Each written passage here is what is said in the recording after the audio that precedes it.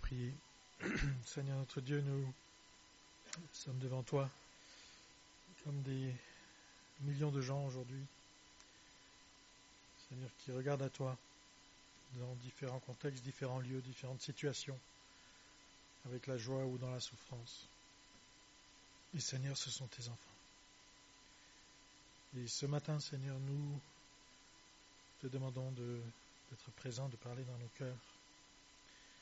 Et Seigneur, de nous rappeler que tu es un Dieu vivant. Et c'est parce que tu vis que nous sommes en vie. Glorifie ton nom, Seigneur. Amen.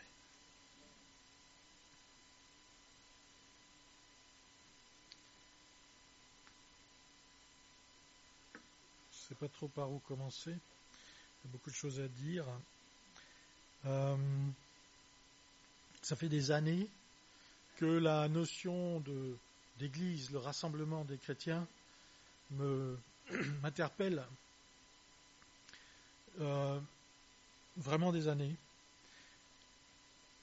Ça a toujours été pour moi un sujet de réflexion. Et dernièrement, la dernière fois que Norman Mitten est venu en Alsace, ça a relancé cette réflexion lorsqu'il m'a ramené un bouquin qui s'appelle Grassroots Christianity. C'est le christianisme de base, les racines du christianisme. Et en dessous, il y a un sous-titre, l'Église, comme elle a été créée, comme elle, the church as it was created to be, comment on traduit ça, Paul? L'Église telle qu'elle était prévue. Voilà. Donc c'est un homme qui s'appelle Duncan Keller et qui vivait dans le Dorset en Angleterre et qui après 20 ans dans une église classique, évangélique, a décidé d'arrêter pour démarrer des églises de maison. Pas en Angleterre mais aux Philippines. Voilà. Et donc il y a eu tout un parcours dans sa vie qui l'a amené à ça. Et Norman Mitten m'a donné ce livre en me disant, lis-le, c'est très enrichissant. Et lui-même avait beaucoup apprécié la lecture de ce livre. Donc j'ai lu ce livre et ça a déclenché chez moi pas mal de recherches et de réflexions dans la parole et aussi dans l'histoire de l'Église. Et aujourd'hui, je vais juste vous donner un petit aperçu de ce que j'ai découvert et que tout le monde peut découvrir. D'ailleurs, c'est pas une découverte particulière, mais voilà. Il y a des choses là qui sont intéressantes à noter. Peut-être que ça va un peu choquer certaines de nos conceptions de l'Église, bien qu'à Hasbro qu'on soit quand même assez proche de quelque chose de biblique. Mais voilà, si vous êtes un peu choqué, venez m'en parler. On trouvera bien une façon de s'entendre. Voilà. Je ne sais pas si ça vous est déjà arrivé, mais parfois les gens vous disent, lorsque vous leur parlez du Seigneur, alors ils s'intéressent un peu à ce que vous faites, et lorsque vous leur dites, je vais à l'église le dimanche matin, ils vous demandent, c'est quoi alors, vous faites quoi dans votre église? Alors vous leur dites, viens voir. Alors, ils disent, non, je ne veux pas voir, je veux que tu me dises, qu'est-ce que vous faites lorsque vous vous réunissez? Alors vous leur dites, on chante, on prie, on écoute une prédication. Et après ils vous disent, et ça sert à quoi? Ça sert à quoi de se réunir le dimanche? Pourquoi depuis plus de 2000 ans, des croyants chrétiens se rassemblent le dimanche? Et donc, la réponse intuitive, rapide qu'on peut faire, c'est pour rendre un culte à Dieu, pour l'adorer, pour le remercier. Et c'est bien de répondre ça. Mais si c'est ça uniquement le but? Alors comment expliquer les critiques de l'apôtre Paul à l'égard de certaines assemblées? Chez les Corinthiens, le constat de Paul est dur. Vous vous assemblez pour devenir pire.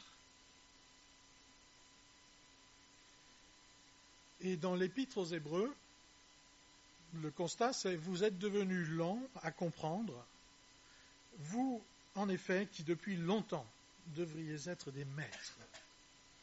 Vous avez encore besoin qu'on vous enseigne les premiers rudiments des oracles de Dieu. Vous êtes devenus lents à comprendre, vous en effet qui depuis longtemps devriez être des maîtres. Depuis longtemps, ce n'est pas une église centenaire. Donc, il ne s'agit pas d'une église qui a des siècles. Il s'agit d'une église qui a à tout casser 30 ans. Ce sont des chrétiens d'origine juive qui sont réunis là dans l'Épître aux Hébreux. Il y a un autre constat qui est plus actuel et qui questionne le but de l'Assemblée. De plus en plus de croyants aujourd'hui quittent les églises, et notamment les églises issues de la Réforme. Des jeunes surtout, et certains pour rejoindre des lieux qui les font plus vibrer, où ça pulse, des endroits où il y a de la scénographie, des endroits où ça fait du bruit et où c'est intéressant. Et d'autres parce qu'ils se désintéressent de la foi, tout simplement. Et ça, c'était mon cas lorsque j'avais 12-13 ans. J'ai quitté l'église parce que je m'endormais sur la chaise. Mais aussi beaucoup quittent parce qu'ils ne comprennent pas ce qui est fait ou ce qu'on leur propose quand ils se rassemblent. Et donc la question, c'est quel est le but de l'Assemblée? C'est une question que je me pose, je vous ai dit, depuis longtemps. Non pas que j'ai des doutes, mais qu'est-ce que le Seigneur veut vraiment de la part de l'Assemblée? Et c'est une question que je vous pose à vous.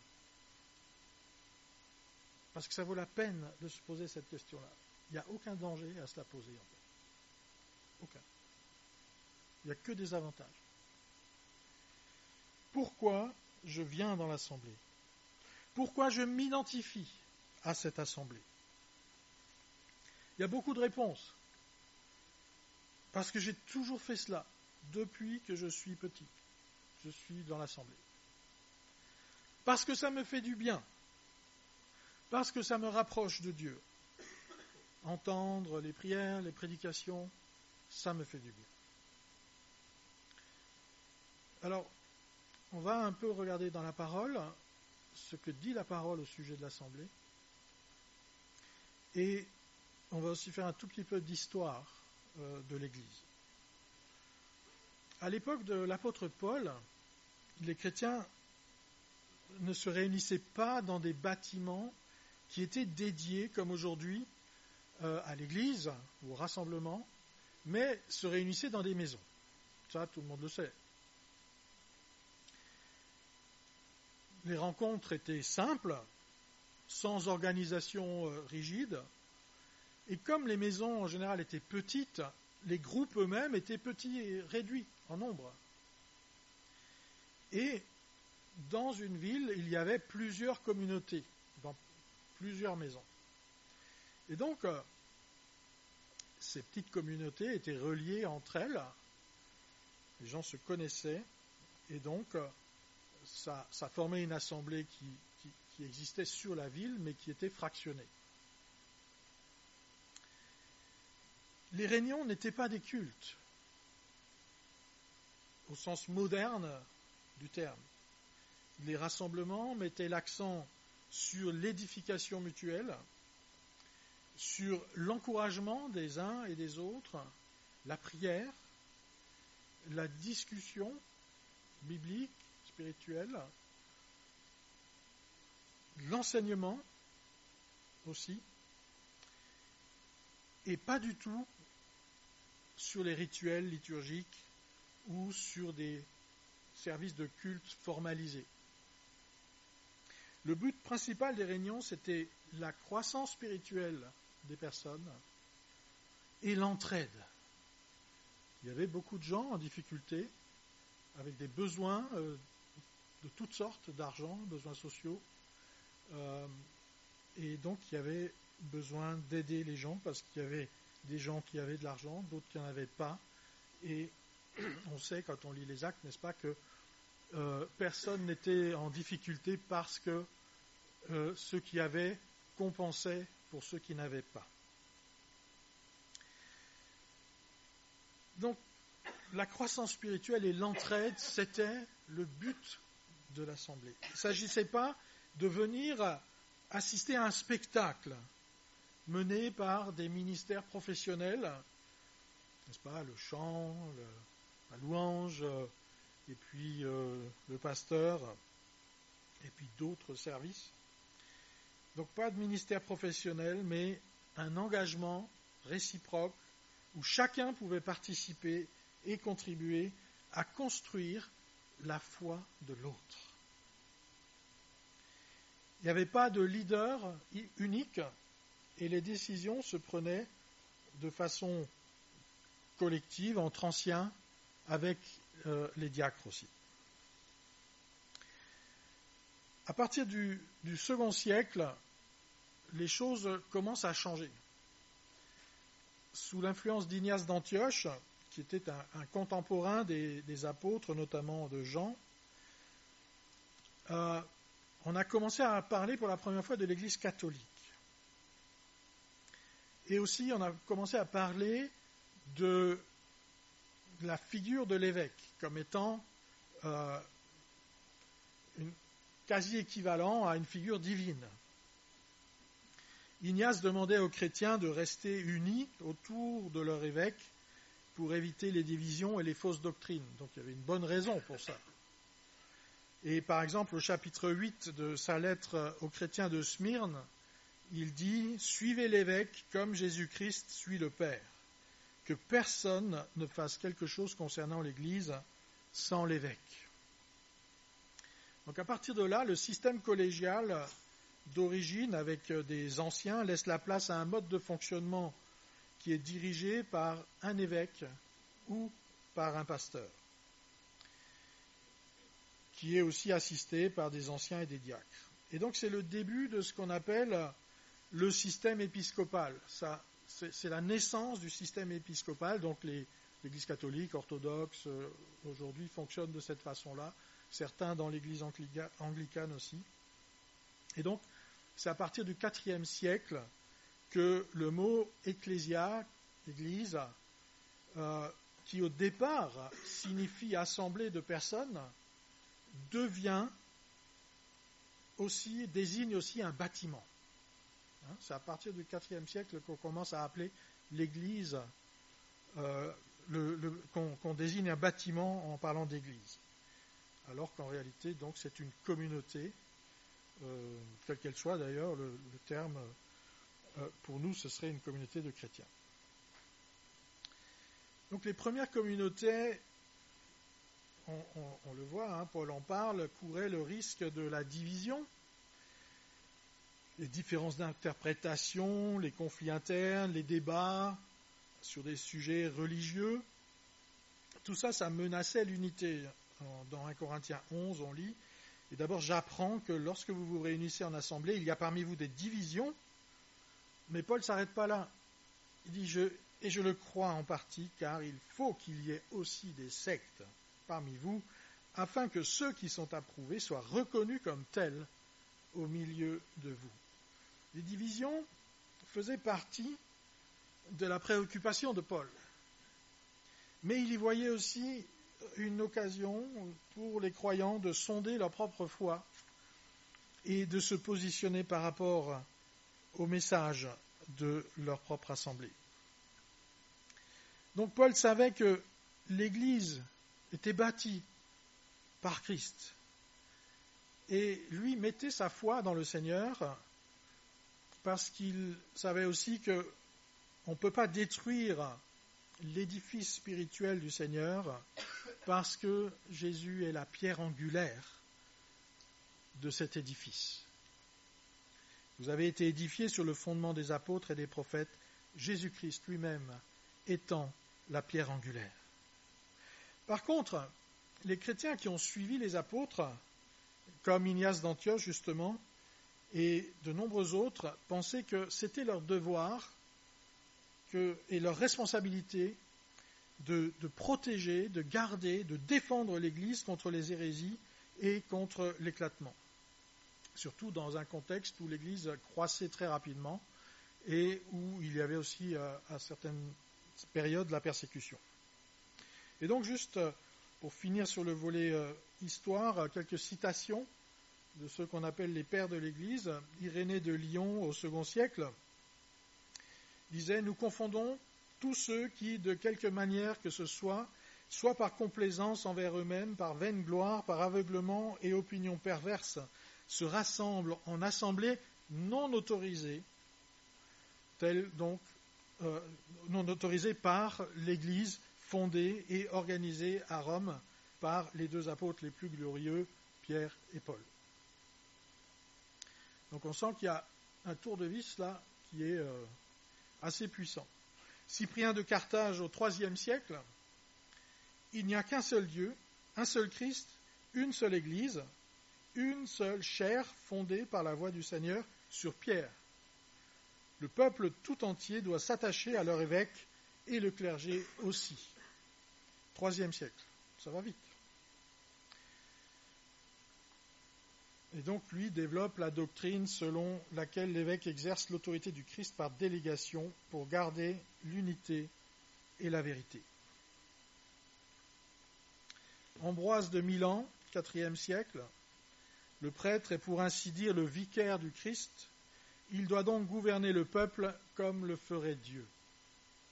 Et Jean Chrysostome, le prêtre tient ici-bas la place de Dieu lui-même. Il commande ici-bas ce que Dieu ordonne là-haut. Donc on voit que l'emprise religieuse a été très rapide. La mise en place. Alors, évidemment, ne pensez pas que à l'époque l'Église ressemblait à ce qui se fait aujourd'hui dans une Église catholique ou épiscopale quelconque. Pas du tout.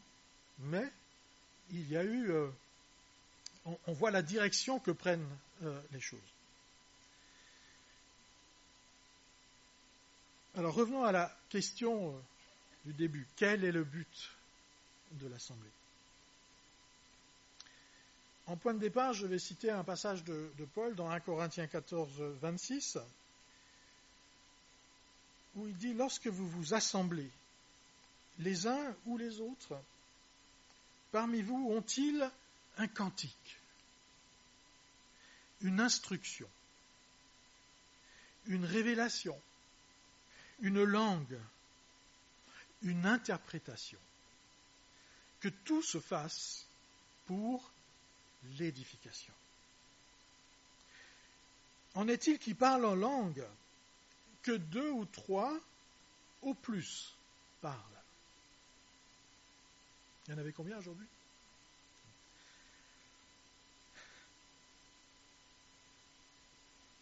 Chacun à son tour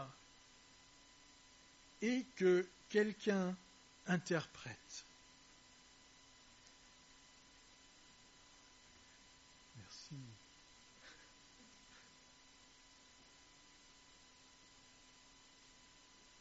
Ma femme me connaît bien.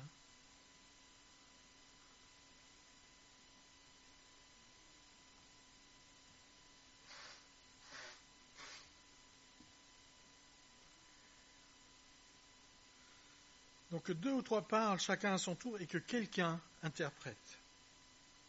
S'il n'y a point d'interprète, qu'on se taise dans l'Église. Et là, rappelez-vous, l'Église, c'est un groupe dans une maison. Okay. C'est même pas comme ici. C'est un groupe dans une maison. et qu'on parle à soi-même et à Dieu.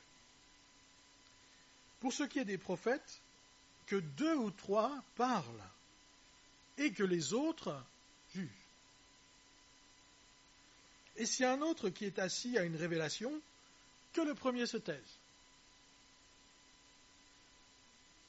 Car vous pouvez tous prophétiser successivement afin que tous soient instruits et que tous soient exhortés. Qui est concerné? Tous. Facile. Donc j'ai compté 2 plus 1 plus 2 plus 1, ça fait 6. C'est ça? 2? Ouais, 6. Ça fait 6 interventions dans le petit groupe dans la maison. En sachant que des fois, il y en a un qui doit se taire parce qu'il y en a un autre qui a quelque chose à dire. Et tout le monde juge. Non, mais c'est pas bien de juger. Vous comprenez ce que ça veut dire?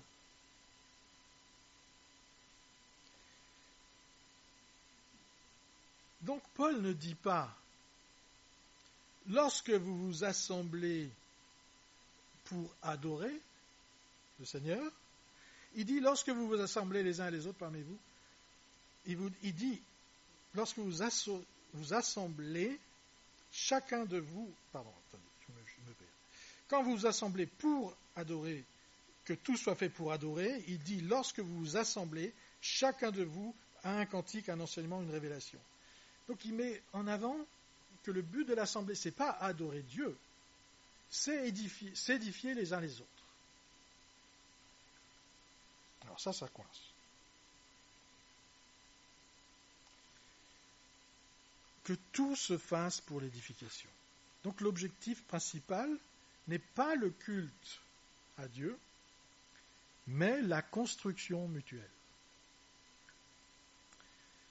L'assemblée n'est pas un spectacle où quelques-uns servent le reste qui la plupart du temps est passif. L'assemblée, c'est le lieu où chaque croyant contribue pour participer activement à la croissance du corps. C'est le principe de s'édifier mutuellement l'un sur l'autre. Nous sommes, n'est-ce pas, des pierres vivantes. Une édification, c'est l'un sur l'autre. D'où la nécessité de l'humilité. Vous avez besoin d'humilité pour qu'une pierre se pose sur votre tête. N'est-ce pas?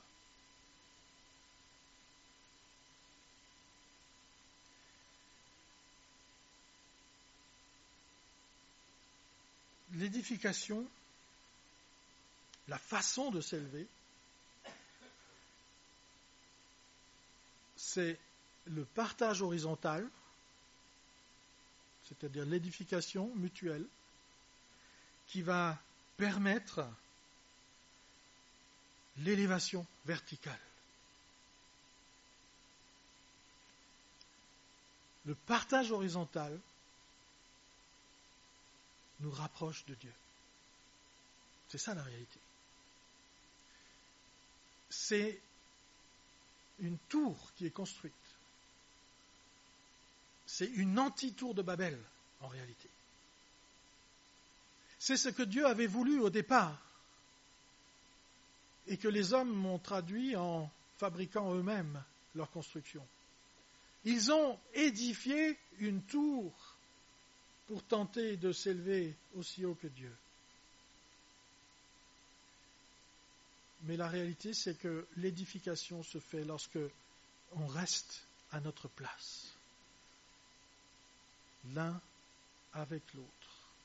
Lorsque nous nous édifions mutuellement, eh bien nous nous élevons et Dieu devient en quelque sorte accessible. En tout cas, Dieu se plaît dans cette construction.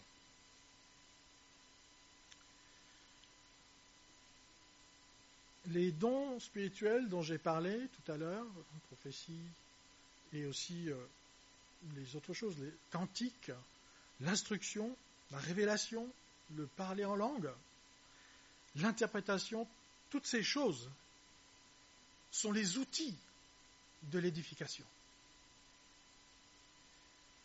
Ils sont les conséquences du feu sur la terre que Jésus est venu jeter. On le lit dans Luc 12, chapitre 12, au verset 49. « Je suis venu jeter un feu sur la terre, et qu'ai-je à désirer s'il est déjà allumé ?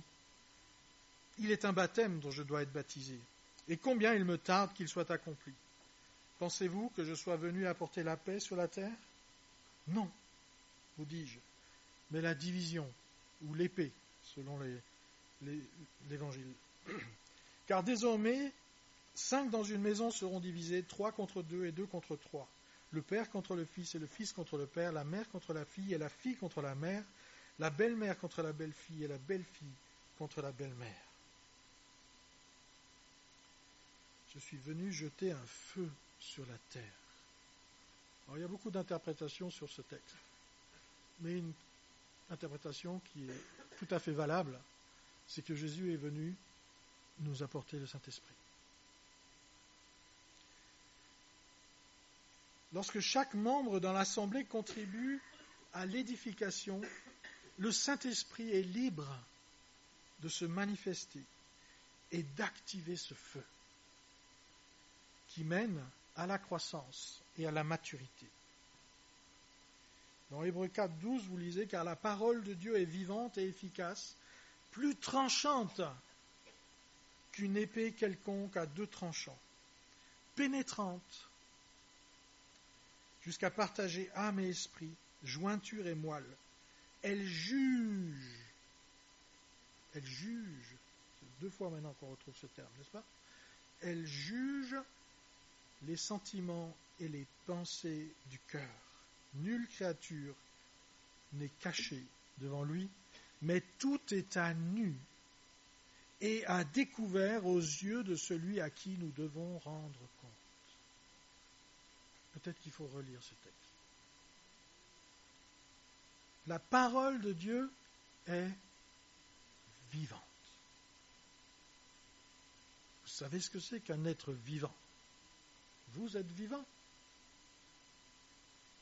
Vous bougez, vous parlez, vous pensez, vous réfléchissez, vous jugez. La parole de Dieu est d'autant plus vivante que nous sommes vivants. La parole de Dieu est efficace. La parole de Dieu est tranchante. La parole de Dieu est doublement tranchante. La parole de Dieu est pénétrante.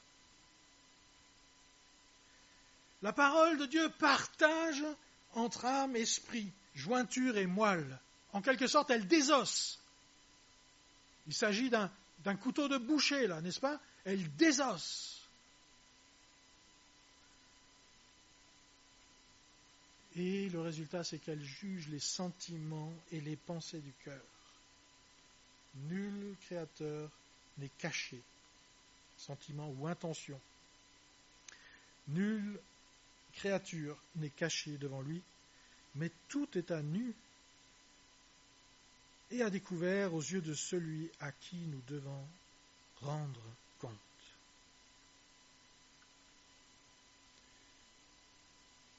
N'est-ce pas, ce sont les outils de l'édification.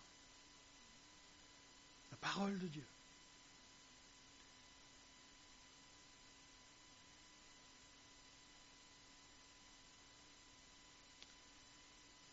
J'aimerais qu'on s'attarde maintenant sur la notion d'adoration.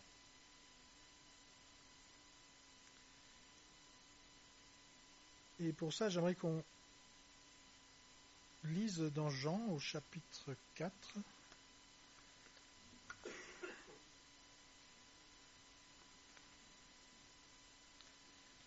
Et donc c'est le passage où on parle de la rencontre de Jésus avec la Samaritaine.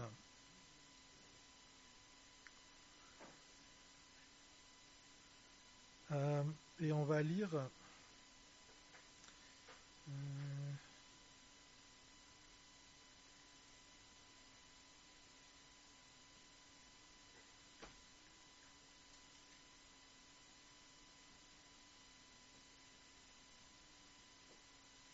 Donc 4.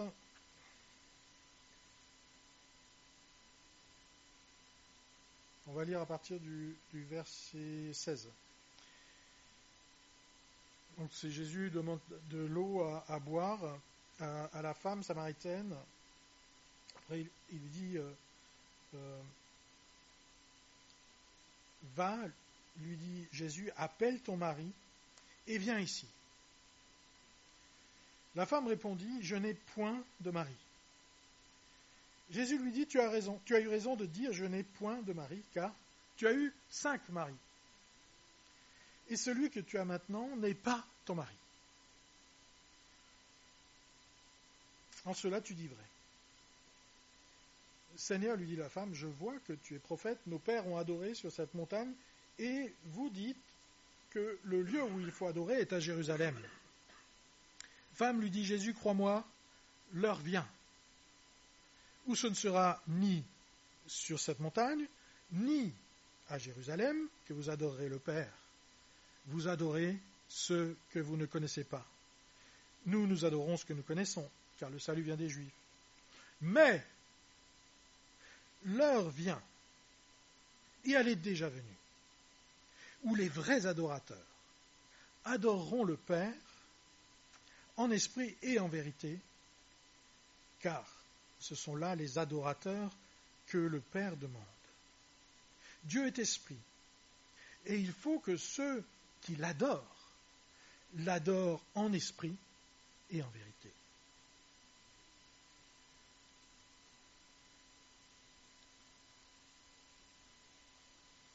La femme samaritaine n'est pas, comme on pourrait le penser, une femme adultère, dans le sens strict de la loi. Parce qu'elle a eu 5 maris. Si elle a eu 5 maris, ça veut dire qu'elle a été divorcée 5 fois. Une femme n'avait pas la possibilité de divorcer à l'époque. C'était nécessairement le mari qui devait répudier la femme. Et donc si 5 fois elle s'est retrouvée adultère, c'est que 5 fois elle a été répudiée par le mari.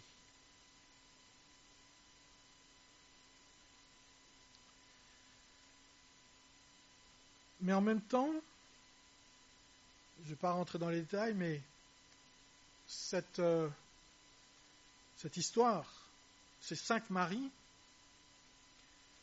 représentent les 5 dieux de Samarie. C'est une histoire que vous lisez dans 2 Rois 17, au verset 24. Les Samaritains adoraient 5 dieux, et c'est issu de l'époque où ils avaient été envahis, je crois, par les Assyriens, déportés, et les Assyriens avaient envoyé des populations dans cette zone pour la peupler, et évidemment c'était des païens qui avaient ramené leur propre Dieu, et ils n'adoraient pas l'Éternel. Et donc Dieu a envoyé des lions qui les dévoraient. Et donc ils se sont rendus compte que c'était Dieu qui faisait ça, et ils ont donc modifié leur façon de se comporter vis-à-vis de Dieu, et ils ont inclus Dieu dans l'adoration. Et donc la femme, lorsque Jésus lui parle de ses 5 maris, qui étaient effectivement 5 maris, c'est aussi symboliquement les 5 dieux qui étaient adorés par les Samaritains. Le mari actuel étant le vrai Dieu, mais qui n'était pas véritablement son mari, puisque son cœur était partagé. N'est-ce pas? Le problème des Samaritains, c'était le syncrétisme. Et le syncrétisme fait qu'on n'appartient pas à un seul Dieu, mais à plusieurs.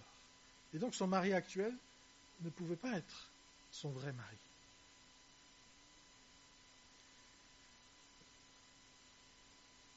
Mais en fait, ce n'est pas là-dessus que je voulais m'arrêter, mais sur ce que dit Jésus à partir du verset 23. Avant ça, il dit, vous adorerez plus sur cette montagne, et vous n'adorerez plus non plus à Jérusalem.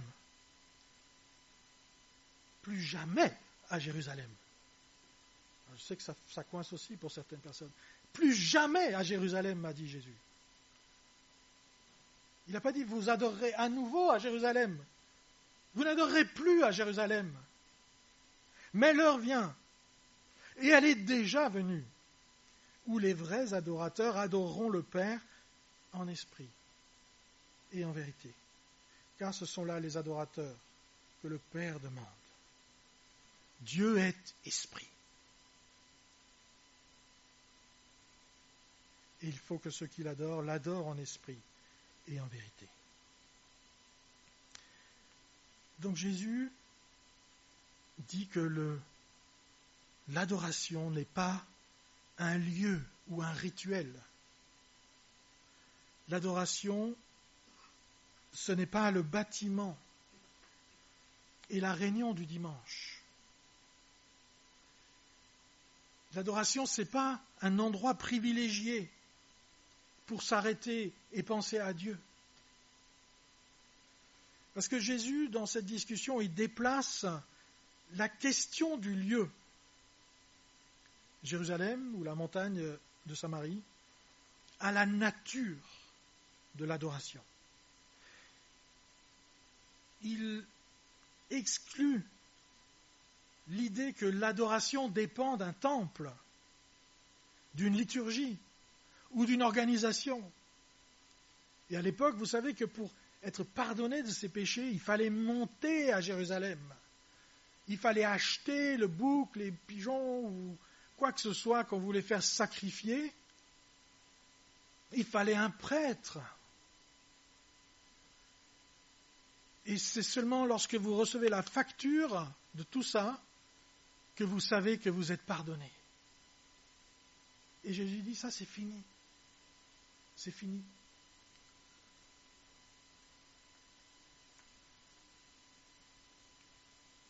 Il dit, l'adoration, c'est l'état du cœur. Jésus déclare que Dieu est esprit et que ceux qui l'adorent doivent l'adorer en esprit et en vérité. Alors en vérité, on a traduit en église, dans un bâtiment. Mais ce n'est pas ça que ça veut dire. En vérité, ça veut dire sincèrement, de façon sincère. N'est-ce pas? Si on vous demande si c'est la vérité, on vous demande si vous êtes sincère. Eh bien, c'est de ça dont il est question. Adorer Dieu en esprit et en toute sincérité de cœur.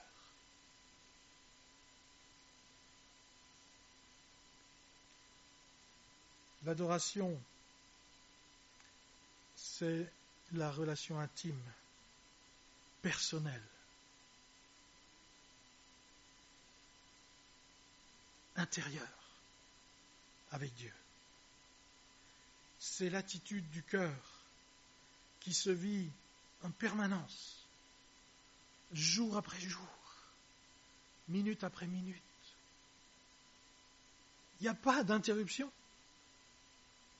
Il n'y a pas d'interruption. Ce n'est pas réservé au dimanche matin.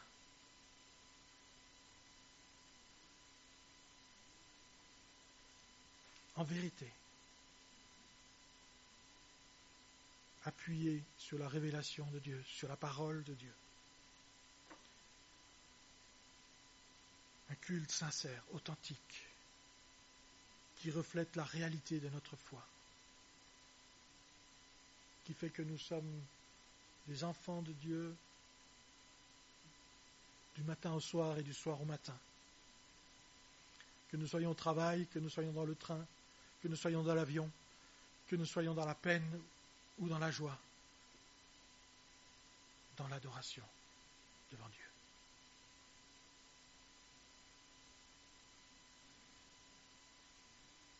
Si l'adoration est une vie vécue au quotidien, alors le rassemblement sera le lieu où cette vie avec Dieu est exprimée collectivement.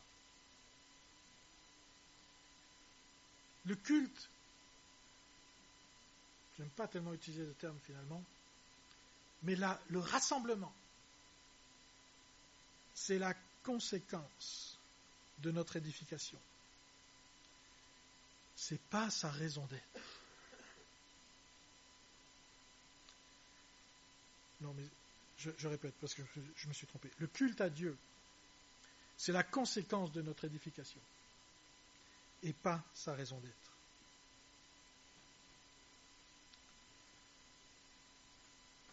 Si l'adoration est un état du cœur,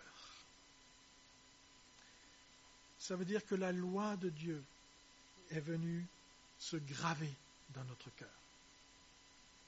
Ça veut dire que le cœur de Pierre a été évacué et le cœur de chair a été placé au même endroit. Et c'est là que réside le feu de Dieu.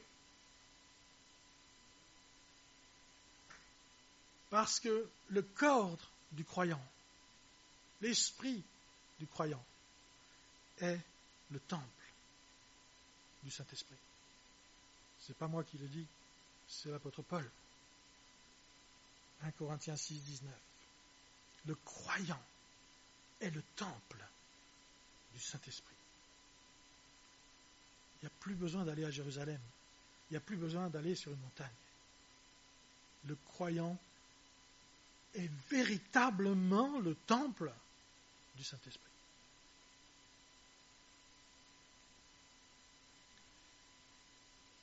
Dans l'Épître aux Hébreux, donc, l'auteur a fait un constat d'échec, une croissance spirituelle défaillante. Et chez les Corinthiens, au lieu de se bonifier, Paul dit « vous êtes pires ».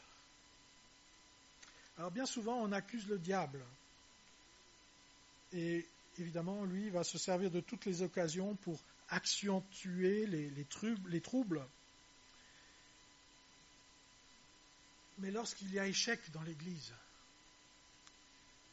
c'est le signe que le feu est en train de s'éteindre. Et que les croyants perdent le sens et la raison de l'assemblée. Le reproche de Paul aux Thessaloniciens, c'était, ou disons l'avertissement de Paul, n'éteignez pas l'esprit.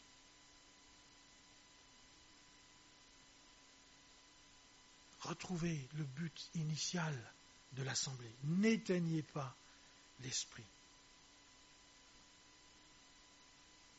Continuez à solliciter tous les dons spirituels, à s'exhorter mutuellement, résister ensemble au péché. Pour certaines personnes, c'est dur, il y a des difficultés graves. Résister ensemble au péché. Prenez la parole de Dieu au sérieux. Laissez-vous diriger par le Saint-Esprit.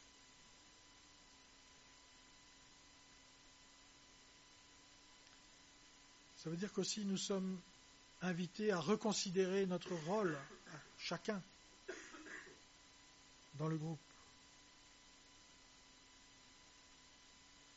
On ne peut pas juste venir pendant des décennies pour s'asseoir, observer, écouter, être nourri comme des bébés, chanter des chants et penser qu'ainsi nous serons édifiés. Ce n'est pas tellement possible en fait. Et pour conclure, j'aimerais vous raconter une histoire qui va illustrer tout ce que je viens de vous dire. Il y avait un homme qui s'appelait Nicolas. Et un matin, il se lève et il se regarde dans la glace. Et ce qu'il voit dans la glace le déprime profondément. Mais je suis devenu gros. Ça parle à certains hommes. Alors il décide qu'il va aller faire de la remise en forme. Et donc il a entendu parler d'une salle de sport extraordinaire. Vous savez, la salle de sport où les corps se transforment et où la force est bâtie. Et donc il est convaincu qu'en s'inscrivant là, il va devenir musclé, athlétique. Et donc le premier jour, il arrive. Qui est-ce qui a fait de la salle de sport déjà ici? Non? Personne?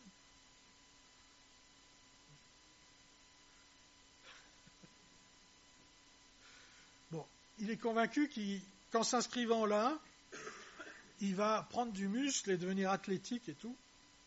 Et donc le premier jour arrive, et là, il est impressionné avec les machines, tout dernier cri, l'ambiance, l'énergie de tous ces sportifs qui sont là, les athlètes qui s'entraînent avec acharnement.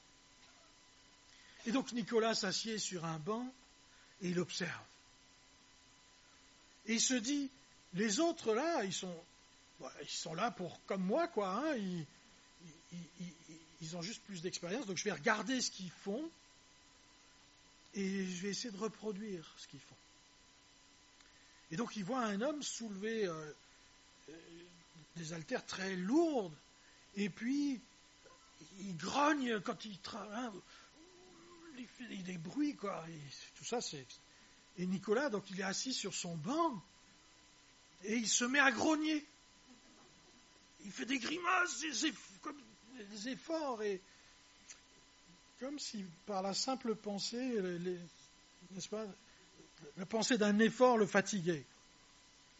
Alors le jour suivant, toujours installé sur le même banc, il remarque une femme qui s'essuie la sueur de son front avec une serviette. Alors Nicolas, il sort la serviette de son sac et il se l'agite sur le visage pour avoir l'air d'avoir travaillé. Et puis, le jour d'après, il entend un groupe qui compte à haute voix pendant un exercice. Alors, pour se sentir faisant partie, eh bien, il se met à compter avec. 1, 2, 3, sans faire le moindre mouvement. Et puis, il voit une personne qui lève les bras au ciel, exténuée par l'effort. Vous savez, je ne sais pas, Christophe, tu sais comment on fait hein, quand on est après un effort, voilà. Alors, Nicolas, il se lève, il lève les bras, comme s'il venait de terminer un marathon, et alors qu'il n'a fait que regarder. Et après quelques semaines de ces allers-retours à la salle, Nicolas est frustré. Il est frustré parce qu'il est toujours aussi peu musclé. Il est toujours aussi gros. Alors il va voir le responsable de la salle et il dit ta salle,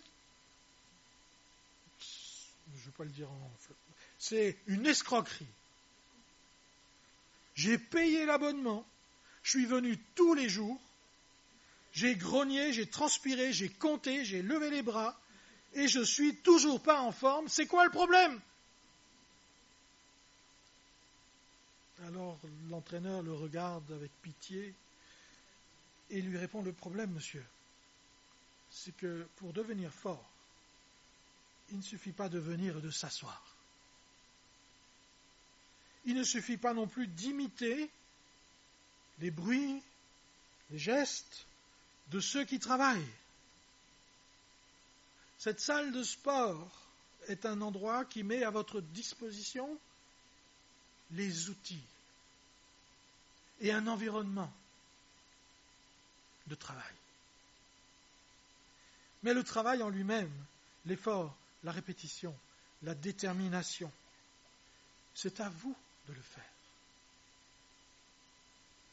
Les grognements et la sueur ne sont pas la méthode pour devenir fort. Ce sont le résultat du travail. La salle de sport ne fait pas de vous un athlète par la simple présence. De même, l'assemblée ne vous rend pas spirituellement fort par la simple présence. Ou par le mimétisme des gestes et des attitudes. C'est le lieu où les croyants petits, grands, hommes et femmes, faibles et forts, travaillent ensemble à leur salut. Les outils, la Bible, les dons spirituels, la communion fraternelle, l'entraide sont disponibles pour vous permettre d'être édifiés et de participer à l'édification des frères et des sœurs. Quel est le véritable but de l'Assemblée?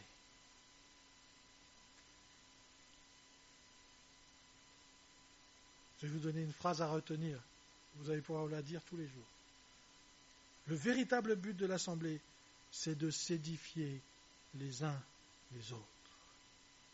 Et s'édifier les uns les autres, c'est le véritable but de l'Assemblée. En vivant à titre individuel une vie d'adoration, en esprit et en vérité, nous arriverons à l'Assemblée avec une contribution qui édifie l'autre. Et nous manifesterons ainsi le feu de l'Esprit que Jésus a déversé sur la terre.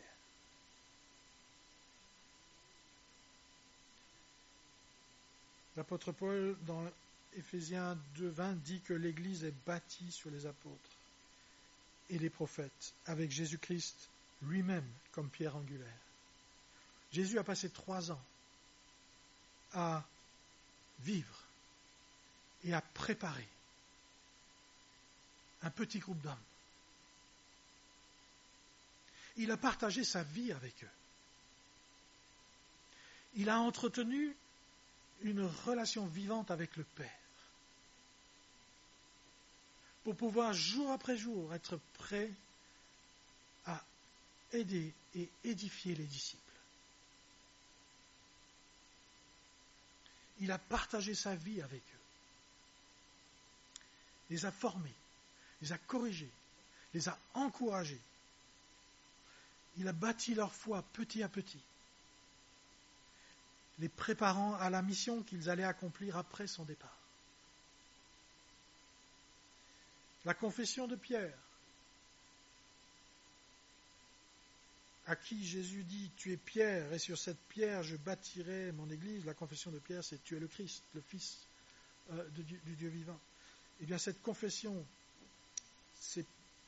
que Pierre a fait à Jésus, Jésus a, en réponse, d'une certaine manière, dit « Tu es Pierre, et sur cette pierre, je bâtirai mon église, sur ce roc ». C'est un exemple concret, n'est-ce pas, de l'édification. Jésus bâtit son Église. Nous sommes construits sur cet héritage des apôtres. Et cet édifice s'élève sans arrêt à la rencontre de Dieu, ou Dieu à la rencontre de l'édifice, comme vous voulez.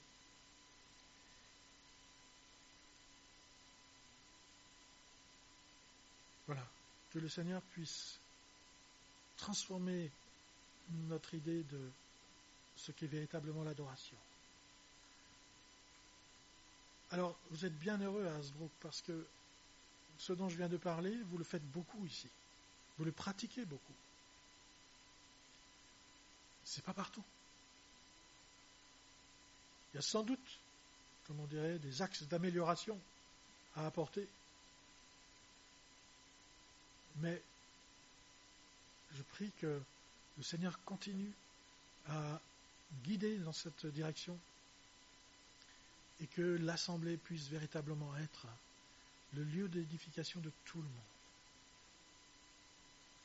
N'est-ce pas que personne ne puisse venir dire « vous vous assemblez pour devenir pire ». Que personne ne puisse venir dire dans cette assemblée, il n'y a pas de pardon. Dans cette assemblée, il n'y a pas d'amour. dans cette assemblée. Je ne dis pas que tout doit être parfait sans arrêt, c'est pas de ça dont il s'agit, n'est-ce pas? Mais qu'il n'y ait pas de laisser pour compte. Et je sais ce que vous faites. Et je bénis le Seigneur de tout ce qui a été fait pour aider les uns et les autres, tout ce qui est fait aussi dans les rencontres. Voilà, que nous puissions juste continuer de cette façon. Et c'est ça qui glorifie Dieu. Voilà, que le Seigneur vous bénisse.